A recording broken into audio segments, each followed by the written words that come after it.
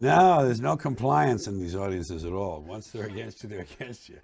What was going on that night? You were mad Oh, at I do know. somebody. I do that. Here's the thing I got to explain about that because that was isolated in time as if it were a lone incident. When I'm working now in Vegas, I get this a little more often, not a lot. What I'm going to describe on the road, I get it occasionally. Someone who wants to be in the show, someone who thinks their name is on the ticket. I usually say to them, "Check that ticket. Does that have your name on there? I didn't think it did." So it's got my name, so fuck you. I don't want to hear anything. But well, a lot of times somebody will yell out something that I don't understand at all. And I don't know if it's negative or positive. So I just say, blow me. If I'm in the middle of some thought, if I'm in the middle of a string, if it comes at an interval or something, I probably handle it differently. But if it interrupts me, I'm liable to say that. So I think that's all that was that night. You weren't mad that night? Because, I mean, there was a whole bunch of stuff written about it. Now it's Yeah, bad well, now. here's the thing. There's a thing I do on stage that reads as anger by people. I guess I don't blame them for making that error. I'm not an angry man at all, and I really never have been. I don't have a temper. I've never been in a fight in my life. There's no anger in me. Anyone who's been with me 5 minutes or 5 years would say, I've never seen the guy get mad. Irritated a little, yeah, in traffic or on a long line that's moving slowly, sure. Irritated. And but in these situations, the kind of things I talk about, they're criticisms. They're critical. They're of a critical nature, and you have to sell them a little bit. So you heighten that tone a bit, and the larger the hall is, because I work generally, like 2,500 seat halls, 2,000, 2,500. The larger the hall is, the more theatricalized that feeling is. So it reads as anger, but all I can say is it's more of irritation on my part at my species, irritation and disappointment in my culture in America, what we had to start with, what we could have done, what the species could have done if it had only made a few good decisions, wise decisions, instead of playing to its greed and its weaknesses. So I'm actually a little bit hot under the collar about that. I don't know the right word to use for this stuff anymore, but I feel betrayed by my fellow humans. We'll get into that. After that MGM thing here in Las Vegas, there's a bunch of stuff in the newspaper Matt, columns and things like what's, that. what's his name? Oh, Matt. The guy with the eye patch. What's Yeah, his name? Norm. Norm. Norm. I keep wanting to say Matt. I'm sorry, Norm. So I go on the internet and there's all these chat groups that Oh talk yeah, about you good. and do this and that, and there was reviews. So I'm reading these reviews, and you know how your bit about people being stupid. Well, Yeah, this was clearly a bunch of stupid people. There was some people who were mad at your show because you used vulgarities, yeah, and that you seemed angry and were critical. And I'm thinking, what the hell? yeah. What the hell show did you people think you were going When to? did they get on the bus? The bus left the station a long time ago, or a train, or whatever. Some mode of transportation that they were unaware of. We were all traveling on all these years, and they just got on at the last stop. I know it's surprising to me to have such a breadth of exposure to audiences. I've done 12 HBO shows. I've done 3 books. I've done all these albums. I guess 19 original albums, about 23 counting reissue things and everything.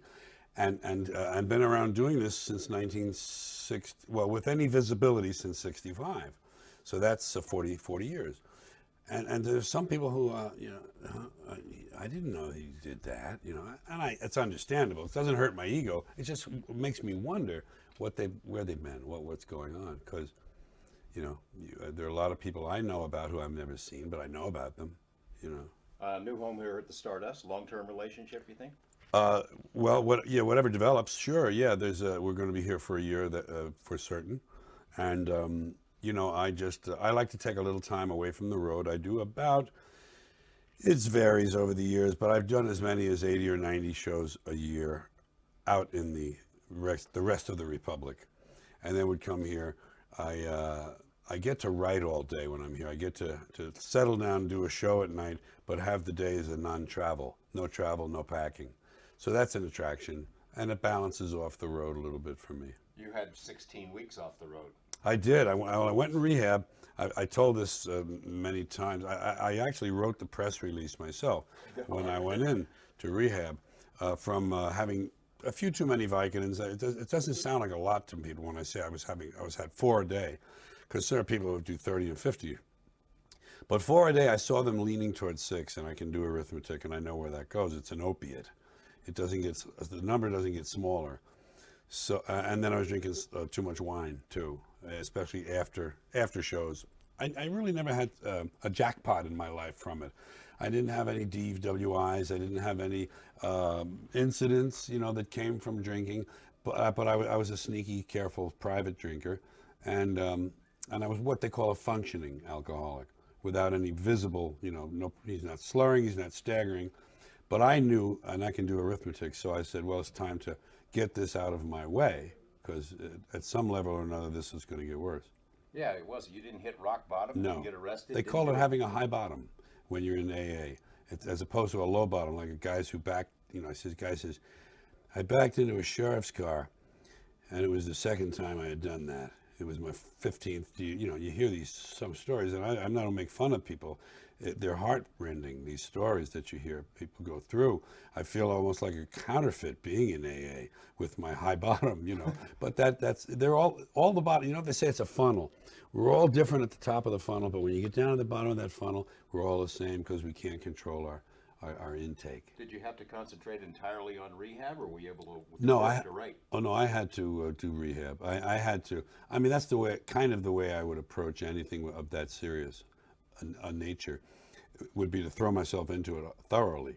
And I knew a little about the program in general. I was pretty much conversant with AA and a lot of the things about the program because my wife had been clean and sober for 22 years at the time of her death in 1997. So I knew some of the handholds and footholds, and I just had to apply everything to myself and relearn some basic things. Las Vegas changed a lot. You've been coming here now how long? Well, the first time someone asked me today, and I realized, well, I didn't realize it today, but I first worked in this city with Jack Jones at the Flamingo Hotel when I was a suit and tie, straight comic, no beard, nice hair, suit, tie, and all that stuff. And I think I wore a tuxedo at that time even. So that was 1965. That's 40 years of that. But then I came back and was at the Frontier, and that was where I had my change went on when I realized I was entertaining. Kind of over time, I had been entertaining the wrong people. The young culture had emerged, and I realized that's where I belonged. You think about people that have entertained here over the years, and the great ones, great writers, great entertainers, Elvis and Hendrix and John Lennon, and then writers like Hemingway and Steinbeck and Hunter Thompson, all of whom have had substance problems, booze problems. Do you think about a link to creativity from that kind of stuff? Well. And does it change you at all not to have any? No, it doesn't change anything about not having it. What I was told a long time ago, long before, back when I was using cocaine in the 70s to a great excess, and I cured that myself by just slowing down and stopping at that time. That's why I didn't think I had a problem, because I could do that. I didn't think a small amount of stuff like pot and beer, which I kept doing, was a problem, because I can quit cocaine. I'm not an addict, or I'm not, So, but back in those days, a really sharp shrink told me, he says, you're not productive and creative and bright because of your drugs. You're that way in spite of them. So if you take them out of the picture, you might even shine brighter. So now there is an interesting hookup between writers and alcohol, though, with the number of great American novelists, especially from this century that we know of, who were drunks. And it's an interesting area that I don't think has been thoroughly studied enough, to have a definitive answer. There's no question that when you alter your consciousness, you open windows of perception. You just see things and feel them a little differently. So I like to think that I'm that way anyway, and that if the extra boost isn't worth, if there is an extra boost, not worth all the stuff that comes along with it. I could tell from the tone of your performance tonight. I mean, some of the themes are the same, the politics and religion. Yeah, social stuff. Yeah. The re-election of President Cheney. Is that good for you? Well, Excuse me. One thing I've never done much of, and this is a fine distinction, but it's true. I don't really do topical humor about personalities or the individuals in today's gallery. An occasional joke about George Bush to illustrate another point. But I don't kind of say, oh boy, Michael Jackson, and I'll do that. I never really liked that because those things are perishable. And in 2 weeks or a month or something, they're out of date. And I hate throwing away things that are good. So I leave that alone. But in general, this country being in the hands of Christian fanatics, both of the Christian clergy and the true believers, and of the political stripe, that's good for guys like me, because it creates the kind of society that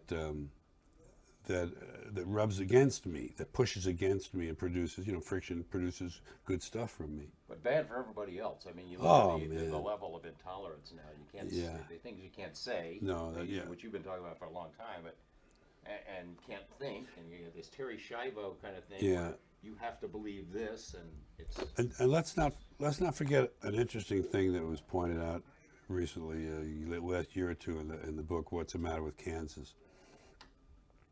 Why do these people who work for a living and need their wages and need their jobs and need their pensions, these blue-collar people, many of them have white-collar jobs, but they're blue-collar folks, why do they keep voting in these rich people who don't care about them?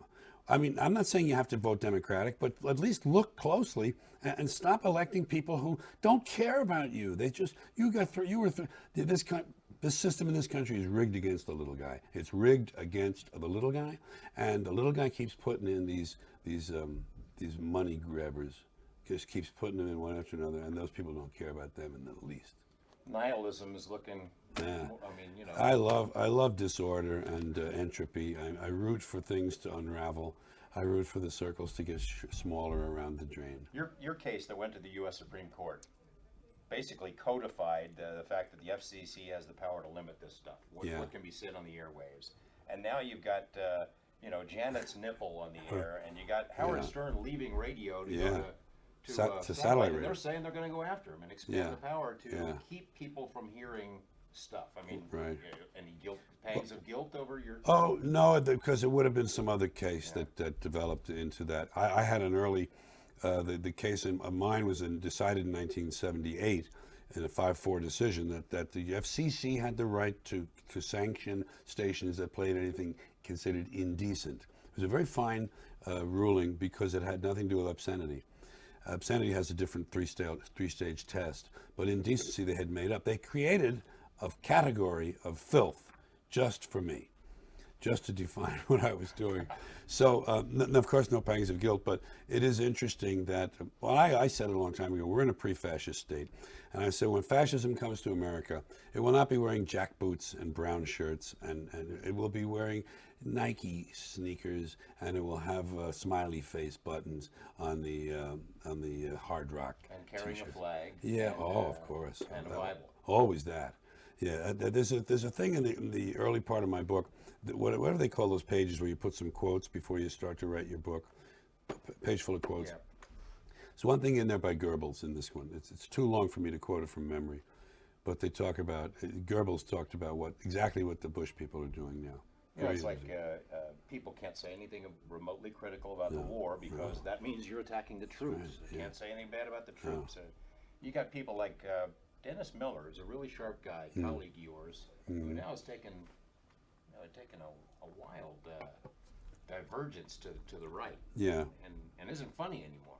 Well, I don't pass judgment on funny. I think he's still got that good mind I like, that analytical, critical mind, and I get my laughs from things from time to time. But I've never been comfortable because I'm at heart a lefty. If I fell out of an airplane, I would land on the left side of that line. The difference that I define the difference between right wing and left wing. People to the right of center. Well, let's start with the people to the left. People to the left of center, liberals, Democrats, populists, they're interested in people, human beings and human values. People to the right of the line, Republicans and rich people and right wingers, they're interested in property, not people, and they're soulless. They're without soul. They don't really care. They don't really care. They don't. These Christians don't do Jesus' work, which is to feed the poor and take care of the ones who can't help themselves. That's what their Jesus said. Feed those who have no way. To take ones who have nothing going for them. Help them in my name. Don't even want to know about it. Where's that tax return? I want my what do they call it? The rebate. It's goofy. It's just goofy, man. So, are you serious when you're right? You think the human race is toast? The planet will be fine, but we're toast. Yeah, I think we've this species organized itself very poorly. We had such ability to cooperate and compete. That was what made us unique when we came out of the trees and out of the jungle into the savannah.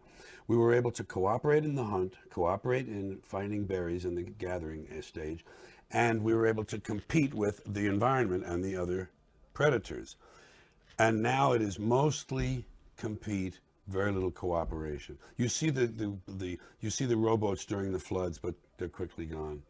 You see people, they pat each other on the back about what we did for the tsunami victims, because that happened instantly, and it was a good news story. It was a one-day story. But the starvation in Darfur and the long-term things that go on, we don't react to them because they're not newsworthy, they're not exciting, they're not glamorous, they're not sexy.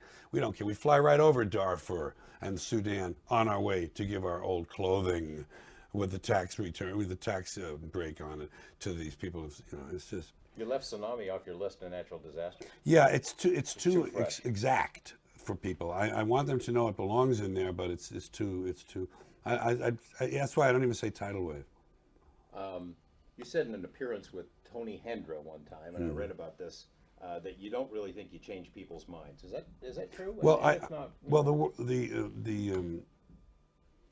the testament I get from people would say, oh, that's wrong. There have been people who told me, gee, I looked at that in a whole new way, or you really made me think about X, Y, or Z. And my father and I used to fight all the time, and then we started listening to you, and we both agree on this, that, and the other. So yeah, you do shift people's opinions, because humor lowers the guard, and you can get a message. I don't come around trying to deliver messages, but that's what they are when they get there.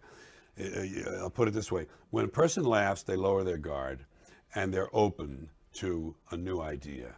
Whereas these people who are closed, like this mental attitude, you can't get through that. But if you get them to kind of give up for a second, it's that thing. The shamans used to make the gods laugh, because when the gods laughed, you could access the sacred, and they could get into the gods' world. But without the laughter, they couldn't do it. Give us a synopsis. You got your career. You got a lot of irons in the fire. It's like you didn't skip a beat. No, I love my work, my writing, and my writing turns into two things: books or stage shows.